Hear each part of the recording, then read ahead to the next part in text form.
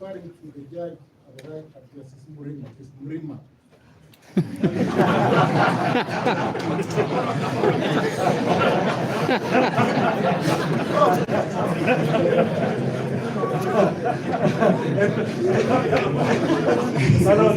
Well, I grew up in Nakuru. I don't have the problem of a nail and an arm. So I know it's Murima. Are you the only person submitting now on this? Yes, I'm in my minutes, the 20 minutes. I want to do 15. There were 20 minutes, yes. And I said I'm doing 15. Mr. Ongoya will do 5. That's what I'm saying. He asked for 20, I'll do 15. All right. And Kaminwa, because of seniority, is asking for 5. No, my lord, I have to use 15. There were very many people who say those things. So I need 15 and give Mr. Ongoya will need 5. Kaminwa 5. My lord, let me start at least for one point.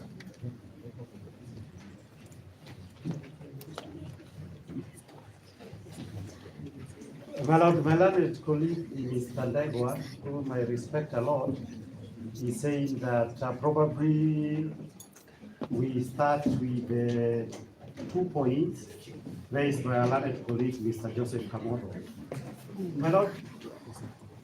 My lord, the first thing, what is it? Okay. My lord, the first thing is that the president cannot be sued. My lord, for purposes of my understanding of the Constitution, everyone under the Constitution of Kenya is subject to the law. That is what the Constitution says. There is nothing the Supreme Court or any other court can say as valid law to change that position of the Constitution. So to the extent that the Supreme Court, assuming it ever says such a thing, that cannot be good law in the face of the Constitution saying everybody is under the law. Second point, my lord, what is the nature of the proceedings? These are not civil proceedings. These are constitutional proceedings. If Article 149 of the Constitution says the president shall do this, there is nothing in Article 156 that would entitle the Attorney General to be sued on behalf of the president, because the Constitution itself says the president shall do this.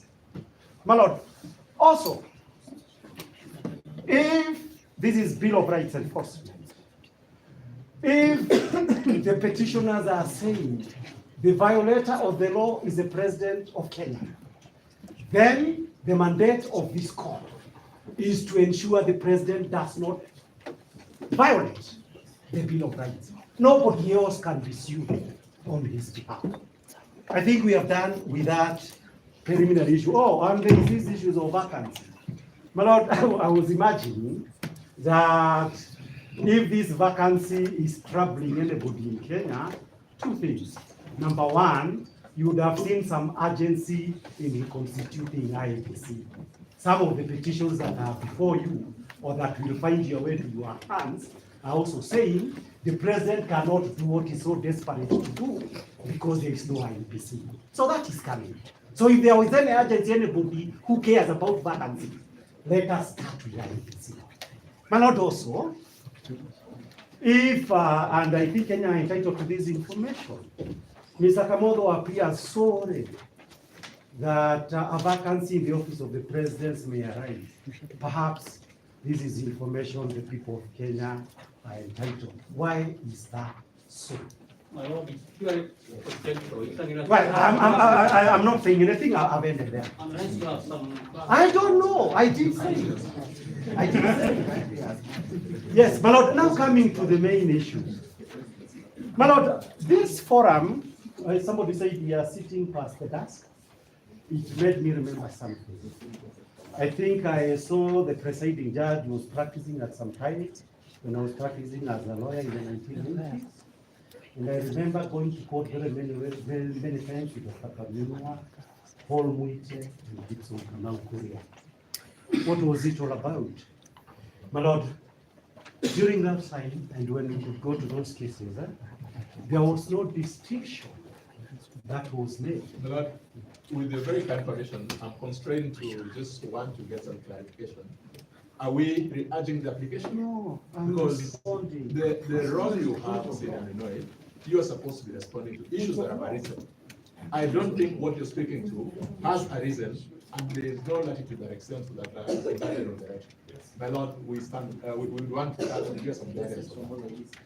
My Lord, I believe those Mr. Kibe, you gave the clarifications earlier. Yes. But now just stick to the reply according to that. I'll do that. My Lord, one of the cases that during that time, because you know we can't address a literal issue. I'm trying to be global. My Lord, one of the, and these are global points I'm making with regard to the issues that have been raised. My Lord, you are effectively being told the petitioner and the respondent occupy the same space from the standpoint of our constitution. My Lord, the truth is they don't. And I say that for the simple reason that these constitutions of Kenya was made explicitly to protect citizens who can suffer from harm from the executive and people who occupy power. That is what the protections are meant to do. Conservatory orders are given to ensure people whose rights are being violated and in need of protection, that protections will be accorded. So somebody to say that an application for conservatory orders stays on the same level with an application by a violator to continue or to complete the violations, my Lord, that would amount to misreading the Constitution. And this is not an idle issue. Under Article 20, it is very clear. The Constitution binds all state officers and this court. So the notion that we have a right to be heard, yes, when we shall be doing the petition, give them 10 hours and we shall not object. But let the subject matter be preserved. We've got no problem. The right to be heard under Mutunga rules is protected. But there is a distinction under our Constitution between a violator and the victim of violation. That one is very clear in our jurisprudence. My Lord, having said that, there is an oath of office. There is a question of the empanelment, whether you call it assignment, appointment. The issue is, for purposes of Article 165 of the Constitution, does the Chief Justice exercise judicial or administrative powers? I go with what Dr. Kaminwa says. These are judicial powers. And judicial powers, my Lord, takes us to the oath that is prescribed by believing that schedule of the Constitution. When the Chief Justice says, takes an oath, it to exercise the judicial powers that includes, with regards to the High Court, the powers under Article 165(4) of the Constitution. No such oath is taken by the Deputy Chief Justice to enable her to do so. So that, my Lord, as long as, if you say it is administrative, we go to another level. The questions would be, can this be made without a formal judgment where the issue has arisen directly? Because as we were told by my learned colleague, Mr. Waduta, that matter is still yet to be decided by the Court of Appeal. My Lord, having said that, there's a question my learned Professor Mungai, whom I learned a lot from him. My Lord, Professor Mungai talks about public interest, the issue of the necessity for it, and about a vacuum arising. My Lord, the happy thing about the Constitution is that up to this time, the petitioners have done nothing that would elongate the time at least of 74 to 100 days that is envisaged under Article 149 of the Constitution for this business to be conducted. If anything, it is this kind of applications to set aside that will prevent these petitions from being heard, for example, in the next 30 days, so that there is still some other 30 days for the people of Kenya to be consulted on this issue and the regular decisions to be made by Parliament.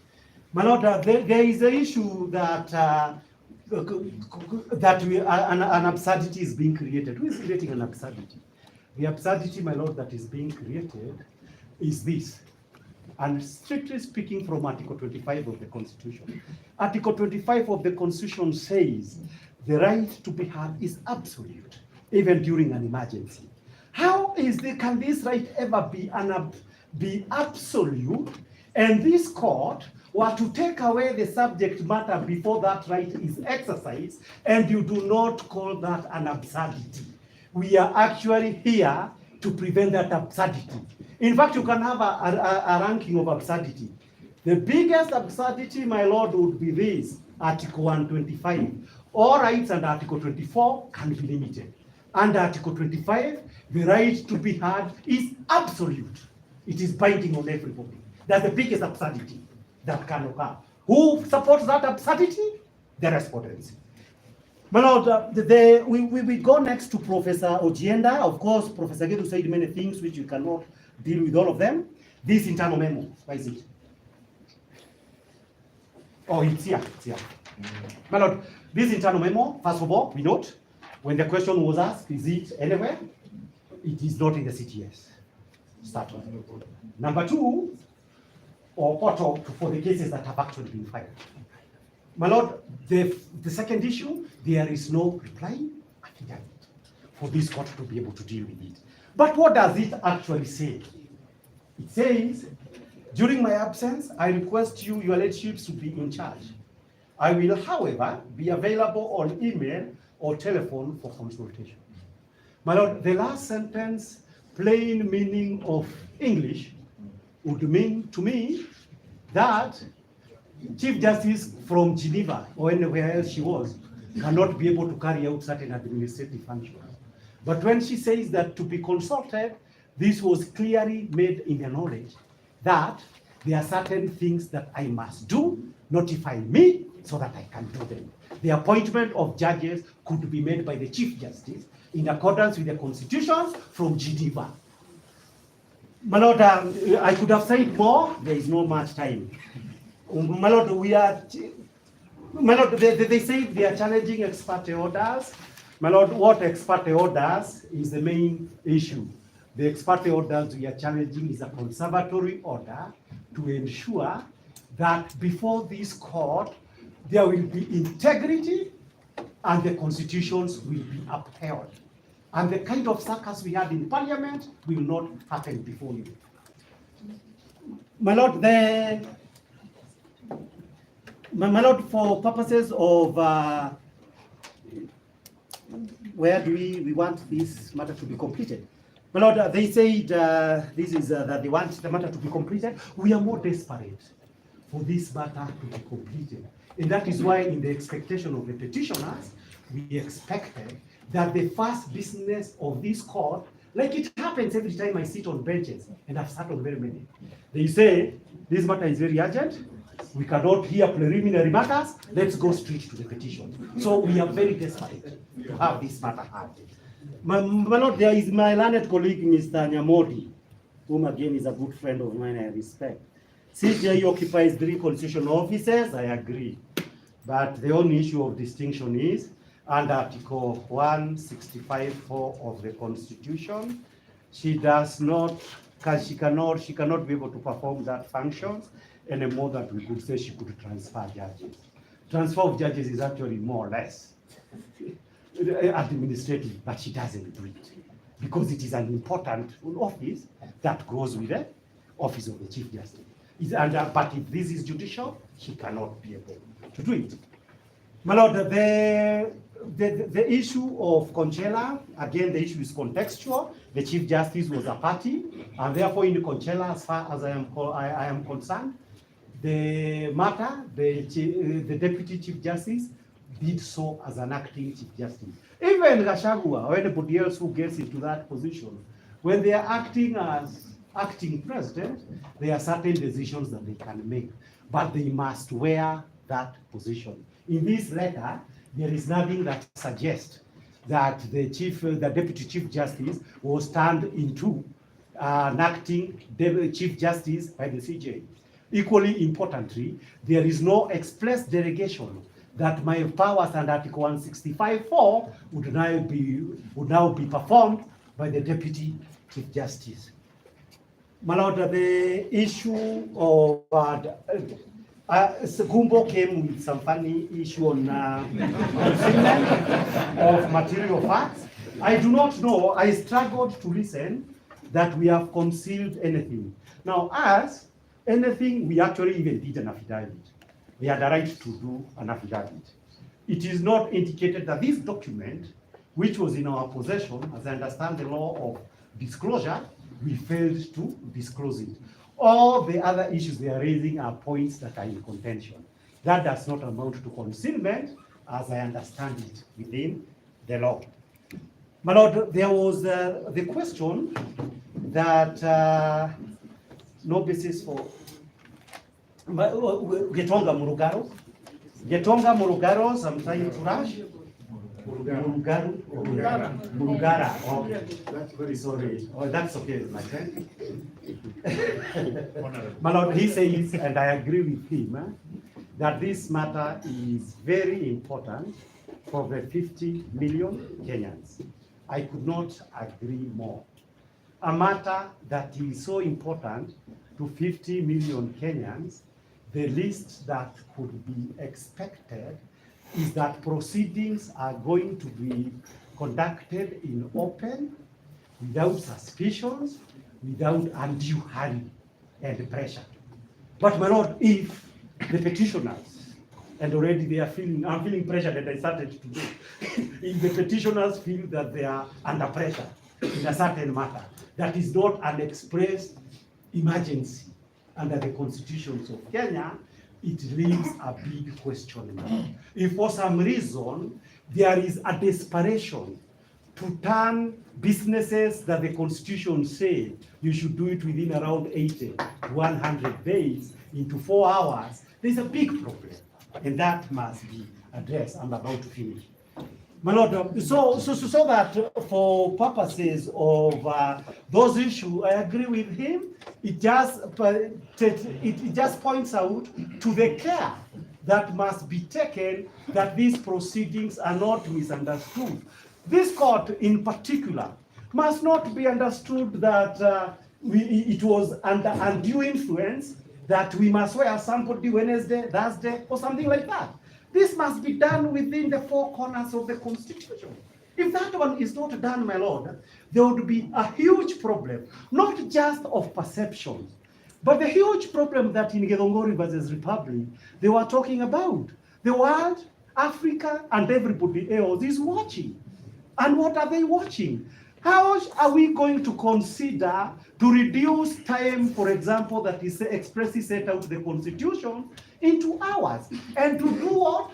To prevent a victim of constitutional violations from urging petitions that are before the court. That should worry the court more.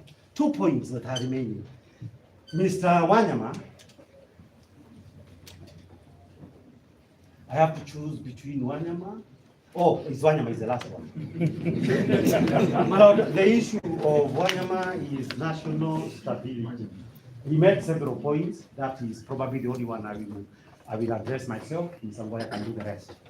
This issue of national stability is actually very important. I agree with him. The issue of the impeachment of the deputy president raises the issue of national stability. For the simple reason, and this is why we must hear the petition, the deputy president, my lords, and as we understand elections in this country and the Political Parties Act, was not just a holder, the way you can appoint Kibe Mungai to be a legal officer somewhere. He was not just a holder of the office of deputy president. There was a political process in order to be able to get power under the constitution in the 2022 election. That's why the national issue of national stability arises. His supporters and also the president, they came together to form a party. So that, my lord, over and above, and there is a case which I was privileged to do in 2013, one of the lawyers in that case, this one of conflict management, when Ruto and Uhuru were being prevented from running for presidency in 2013. That case, my lord, and we did it before 5 judges, it was civilized, it was decent, there was no hurry. But more importantly, what was the issue there? Part of the issues that I was present in that case to urge is that President Uhuru and the now President Ruto are not seeking this case by themselves, because Article 38 of the Constitution says they are doing this. The people's in exercise, their supporters, in exercise of their right, political rights, and Article 38, prefer these people to be their candidates. So what's my point? My point is this: look beyond regarding Gachagua. Look also to the people who feel we've not been given a square deal and we are being disenfranchised, we are being emasculated from the political scene. We shall urge that more during the hearing of the petitions. For now, let us hold the ring. Let us not take away the ring so that we can meet sometime next week and deal with the issue. My learned colleague, Mr. Ongoya, can take it from here. No, my lord, I have finished. My learned colleague, Mr. Ongoya, to say something. My lords, my lady, I just have a few points to highlight. There's a question by Dr. Kamoto on misjoinder of his clients. Let me just make a simple point